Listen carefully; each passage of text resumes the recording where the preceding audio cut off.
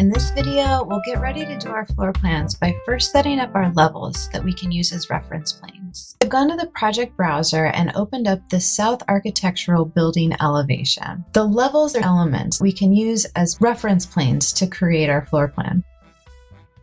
I can rename that level by doing a delayed double click and retyping what I'd like it to say.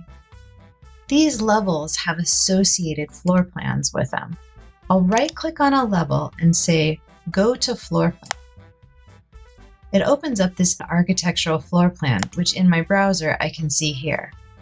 I'll do the same delayed double-click in the project browser to rename the plan view associated with that level. Notice the tab in my view window has changed as well to reflect the project browser name.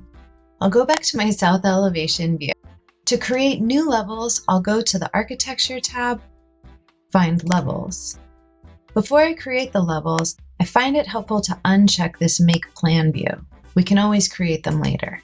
In the view screen, I'll create 2 more levels by clicking once and then again for approximately where I want the heads and tails to be. I'll hit Escape to get out of the tool.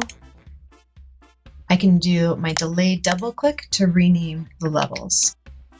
The most important thing to do before starting to create your floor plans is ensure that these heights are correct, because Revit will be doing some math for you based on them.